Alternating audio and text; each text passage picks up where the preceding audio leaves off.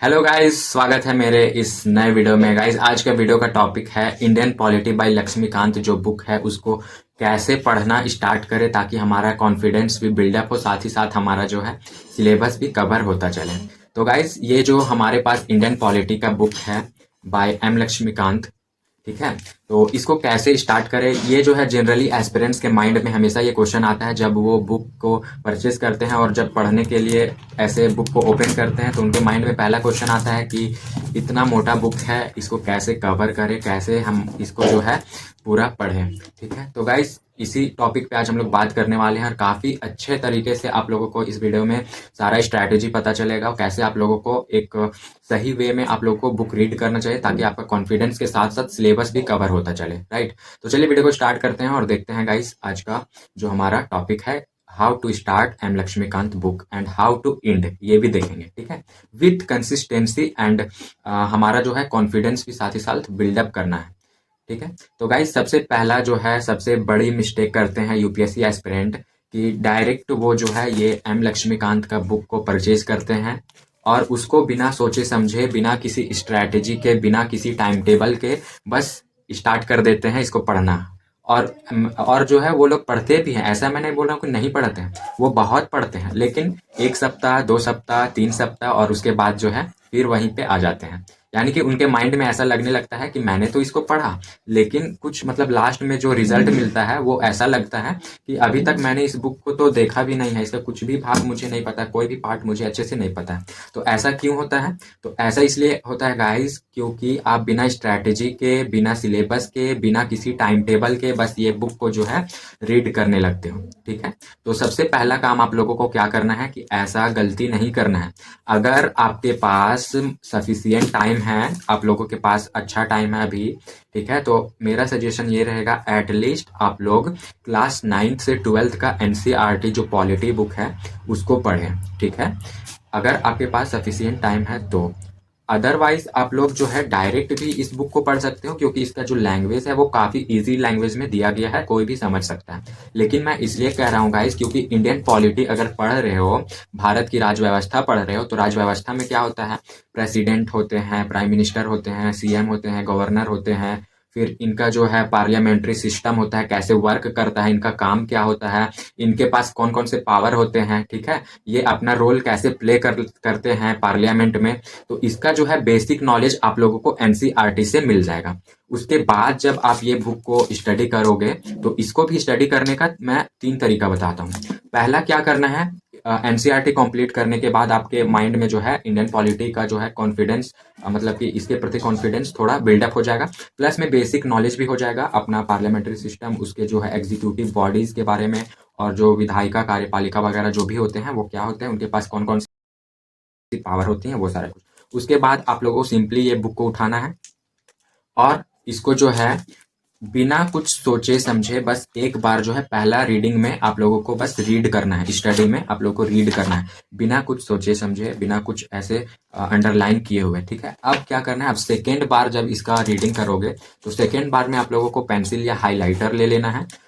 उसके बाद आप लोगों को सिंपली जो जो पॉइंट आप लोगों के अकॉर्डिंग आपका माइंड बोलता है कि ये इंपॉर्टेंट है, वहां पे अंडरलाइन कीजिए, उसको हाईलाइट कीजिए। ठीक है, ये हो गया सेकेंड रीडिंग। अब देखिए थर्ड रीडिंग में क्या करना है। थर्ड रीडिंग में आप लोगों को कॉपी पेन के साथ साथ आपको जो है हाईलाइटर लेकर के बैठना है, उसमें जो मोस्ट इंपॉर्टेंट टॉपिक है, मोस्ट इंपॉर्टेंट कीवर्ड्स है, उसको हाईलाइट करना है, प्लस में आपको एक कीवर्ड्स को, उन कीवर्ड्स को अपने नोट्स वाले कॉपी में। ये हो गया गाइस बेस्ट वे आप लोगों को ये बुक रीडिंग करने में। एनसीईआरटी पढ़िए, उसके बाद यहाँ पे इसको एटलीस्ट 3 रीडिंग तो पहला डालिए, पहला बिना कुछ समझे हुए बस रीड करिए, दूसरे बार में अंडरलाइन कीजिए, तीसरे बार में नोट्स वगैरह जो भी कीवर्ड्स लिखना है वो नोट कीजिए। ठीक है, अब बात करते हैं कि ये बुक जो है इसको कहाँ से स्टार्ट करें, कैसे पढ़ना है। तो गाइज यहाँ पे सिंपली आप लोगों को जो है इसमें हमारे टोटल जो है 11 पार्ट्स दिए गए हैं। ठीक है, ये मेरे पास जो है 6th एडिशन का बुक है, आप लोगों के पास शायद अभी न्यू वाला होगा। तो इसमें देखिए टोटल जो है 11th पार्ट्स दिए गए हैं। ठीक है, 11 भाग हैं इसमें, और लास्ट में अपेंडिक्स वगैरह दिया गया है जिसमें प्रीवियस ईयर के क्वेश्चंस पेपर और कीवर्ड्स वगैरह इंपॉर्टेंट टॉपिक्स वगैरह दिए रहते हैं ये बुक के बैक साइड में। तो गाइज आइए अब इसको देखते हैं हम लोग। तो सबसे पहले आप लोगों को यहाँ पे क्या करना है, आपका बेसिक अंडरस्टैंडिंग जब बिल्डअप हो जाएगा तो आप लोगों को सिंपली यहाँ पे जो है प्रेसिडेंट वाला पार्ट में आना है, यानी कि पार्ट थर्ड यहाँ पे देख सकते हो, पार्ट थर्ड सिंपली यहाँ पे उठाना है। और इसमें जो है ये देखिए, प्रेसिडेंट हो गया, प्रेसिडेंट फिर वाइस प्रेसिडेंट, प्राइम मिनिस्टर हो गया, जनरल काउंसिल ऑफ मिनिस्टर्स हो गया, cabinet committee, parliament, parliamentary committees, parliamentary forums, ठीक है, ये सारा कुछ आप लोगों को पढ़ना है। इसके बाद ये जब पढ़ लोगे गाइस तो आप लोगों का क्या होगा कि बेसिक नॉलेज आ जाएगा, प्लस में आप लोग जैसे न्यूज़ वगैरह देखते हो या फिर बुक रीडिंग करते हो या न्यूज़ देखते हो तो वो कोरिलेट कर पाओगे कि एग्जीक्यूटिव क्या होता है, प्राइम मिनिस्टर, प्रेसिडेंट, उनका पावर्स, गवर्नर क्या होता है, उनका पावर क्या होता है, वो क्या काम करते हैं। वो जब आप लोग न्यूज़ देखोगे या अपने डेली लाइफ में जब यूज़ करने लगोगे तो आपका जो है नॉलेज और ये इंडियन पॉलिटी के प्रति जो जानकारी है वो बिल्डअप होना स्टार्ट हो जाएगा, ठीक है। इसके बाद यहाँ पे क्या करना है, ये सेंट्रल वाला पार्ट पढ़ लेने के बाद यहाँ पे अभी हम लोगों ने पार्ट थर्ड को कवर किया, ठीक है। पार्ट थर्ड को कवर करने के बाद आप लोगों को पार्ट 2 में आ जाना है, सिस्टम ऑफ गवर्नमेंट, ठीक है। अब ये गवर्नमेंट जो है वो कौन से सिस्टम जो है सिस्टम पे काम करती है, किसके अकॉर्डिंग, कौन से सिस्टम के अकॉर्डिंग ये अपना वर्क करती है, ठीक है। तो ये parliamentary system, federal system, centre state relationship, inter state relationship, ये सारा कुछ को यानी कि पार्ट थर्ड के बाद पार्ट 2 को आप लोगों को पढ़ना है अच्छे से। इससे क्या होगा कि आप लोग पार्ट थर्ड में सेंटर और स्टेट का कोरिलेशन को रिलेट कर पाओगे, उनके बीच क्या क्या रिलेशन होते हैं, और वो जो सेम होते हैं गाइस, जैसे कि वहाँ पे स्टेट और सेंटर का लगभग जो है सारा वर्क जो है वो लगभग कोरिलेट करता है, वो मैच करते हैं। तो ये सारा कुछ आप लोगों को समझने में आसानी होगी। अब यहाँ इतना कुछ करने के बाद, पार्ट थर्ड और पार्ट 2 पढ़ने के बाद आप लोगों के माइंड में जो है इंडियन पॉलिटी के प्रति जो है क्या बोलते हैं, कॉन्फिडेंस जो है यहाँ से यहाँ हो गया होगा, ठीक है। यानी कि कॉन्फिडेंस बिल्डअप हो गया होगा, आप लोगों को भी ऐसा लगने लगा होगा कि मैं कुछ तो है जो इंडियन पॉलिटी के बारे में अब जानने लगा हूँ, मेरे पास भी नॉलेज है, ठीक है। इसके बाद आप लोगों को तो कुछ करना नहीं, आपका माइंड जो है फुल्ली प्रिपेयर हो चुका है आपका ये जो है बुक को पढ़ने के लिए और बेसिक अंडरस्टैंडिंग के साथ।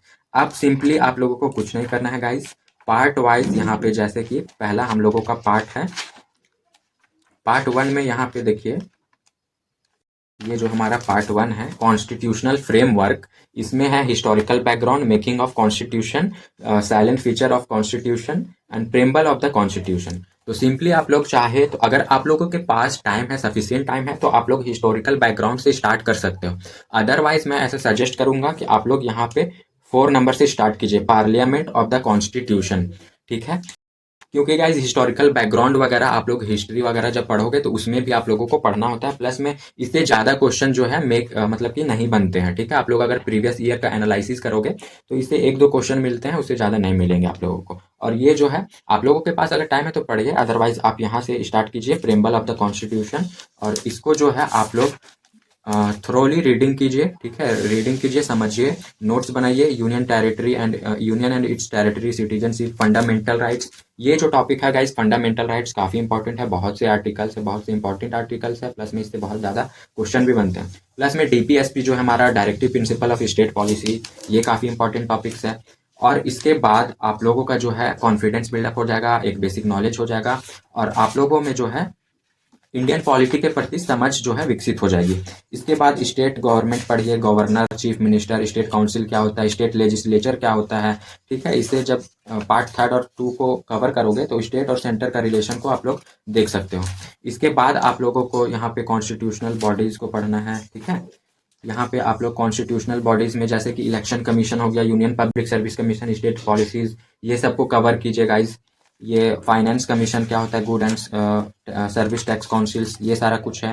फिर अदर कॉन्स्टिट्यूशनल डायमेंशंस, यानी कि आप लोगों को सिंपली मैंने बता दिया, पार्ट थर्ड से स्टार्ट कीजिए, प्रेसिडेंट पढ़िए, प्राइम मिनिस्टर पढ़िए, ये सारा कुछ पढ़ने के बाद स्टेट में आइए, स्टेट का पढ़िए, बस स्टेट और सेंटर को रिलेट कीजिए, उससे आपका कॉन्फिडेंस बिल्डअप होगा। प्लस में आप लोग फिर स्टार्टिंग में आइए पार्ट 1 में कॉन्स्टिट्यूशनल फ्रेमवर्क में, अब वहां से नंबर 4 से स्टार्ट कीजिए, प्रेम्बल ऑफ द कॉन्स्टिट्यूशन, वहां से स्टार्ट कीजिएगा, और आपका जो है सारा जो है सिलेबस वाइज आपका कंप्लीट होते चला जाएगा। अब मान लेते हैं कि आप लोगों को ये जो है ये तो स्ट्रैटेजी, अब ये सारा कुछ पढ़ने का जो है वो बेसिक तरीका क्या है, ठीक है, मान लेते हैं कि आप पढ़ रहे हो, 1 दिन पढ़े, 2 दिन पढ़े, उसके बाद आप लोग अगर डेली नहीं पढ़ते हो, इसको डेली टाइम नहीं दोगे, तो आपका माइंड जो है वो बोलेगा कि इसको छोड़ो, हो गया, मैंने बहुत पढ़ लिया। ठीक है, तो ऐसा नहीं करना है, आपको एक प्रॉपर टाइम टेबल बनाना है। ये जो इंडियन पॉलिटी है गाइज, इसको एटलीस्ट डेली जो है 2 घंटा से 3 घंटा आप लोगों को टाइम देना है, अकॉर्डिंग टू यू, कि आपके पास कितना टाइम है, आप वर्किंग हो या स्टूडेंट हो या फुल टाइम प्रिपरेशन कर रहे हो, ये आप पे डिपेंड करता है कि आप कितना टाइम दोगे, 2 घंटा या 3 घंटा। ठीक है, अब एक प्रॉपर टाइम टेबल हो गया। उसके बाद आपको क्या करना है, सिंपली इसका जो है सिलेबस उठाना है। सिलेबस मतलब ये नहीं कि जो ऊपर ऊपर का जो सिलेबस दिया हुआ रहता है यहाँ पे, पेपर 1 एंड पेपर 2 का, फिर governance, constitution, polity, social justice, international relation, ये नहीं गाइज। आप लोगों को जो क्या करना है, डिटेल वाला सिलेबस उठाना है, जो माइक्रो टॉपिक्स, उसके अंदर के सब टॉपिक्स, ठीक है, वो सारा कुछ जो दिया हुआ रहता है वो उठाना है। वो मेरे पास प्रिंटेड सिलेबस है, वो यहाँ पे अभी नहीं मिल रहा है गाइस, वो मैं दिखा दूंगा। ठीक है, उसमें माइक्रो टॉपिक्स दिए हुए रहते हैं कि ये पार्ट के अंदर, गवर्नेंस के अंदर हम लोग को कौन कौन सा सब टॉपिक्स पढ़ना है, कौन कौन सा माइक्रो टॉपिक्स पढ़ना है वो। ठीक है, उसके बाद सिलेबस के अकॉर्डिंग आप लोग जो है धीरे धीरे अपना ये बुक को टाइम दीजिए, टाइम टेबल के साथ, स्ट्रैटेजी के साथ, विथ कंसिस्टेंसी, ताकि आपका जो है सिलेबस के साथ साथ आपका कॉन्फिडेंस भी बिल्डअप हो। अब मान लीजिए कि आपका ये बुक कवर हो जाता है, ठीक है, यानी कि सारा रीडिंग कर लिए, सारा कुछ पढ़ लिए। इसके बाद अब क्या मेन टॉपिक आता है वो देखिए। अब सबसे इंपॉर्टेंट टॉपिक आता है गाइज यहाँ पे हमारा अपेंडिक्स, जो यहाँ पे दिख रहा है। ठीक है, अपेंडिक्स में क्या होता है, इंपॉर्टेंट आर्टिकल्स, इंपॉर्टेंट जो जो केसेस होते हैं, वो सारा कुछ इंपॉर्टेंट क्वेश्चंस, और ये सारा कुछ दिया हुआ रहता है अपेंडिक्स में। इसके अलावा यहाँ पे देखिए, ये सारा कुछ जो है इंपॉर्टेंट अपेंडिक्स वगैरह में ये सारा कुछ क्वेश्चंस वगैरह दिए हुए रहते हैं। प्लस में ये अपेंडिक्स को गाइस बिल्कुल भी नेग्लेक्ट नहीं करना है, इसको जो है पढ़ने के बाद, पूरा बुक पढ़ने के बाद इसको देखना जरूर है। इसके बाद यहाँ पे क्या है गाइस, पीछे में जो है कुछ प्रीवियस ईयर के क्वेश्चंस दिए गए हैं, क्वेश्चन पेपर। यहाँ पे देखिए, practice question on Indian polity general studies prelims. यहाँ पे जो है बैक ईयर्स के हमारे प्रीलिम्स के लिए कुछ कुछ सेट दिए गए हैं गाइस, सेट पेपर्स दिए गए हैं प्रीवियस ईयर के। तो आप लोगों को सिंपली सारा बुक कवर करने के बाद एनसीईआरटी कवर कीजिए, प्लस में ये बुक पढ़िए, उसके बाद अपेंडिक्स को देखिए, एक प्रॉपर टाइम टेबल मेंटेन कीजिए, कंसिस्टेंसी के साथ इसको 2-3 घंटा टाइम दीजिए पर डे।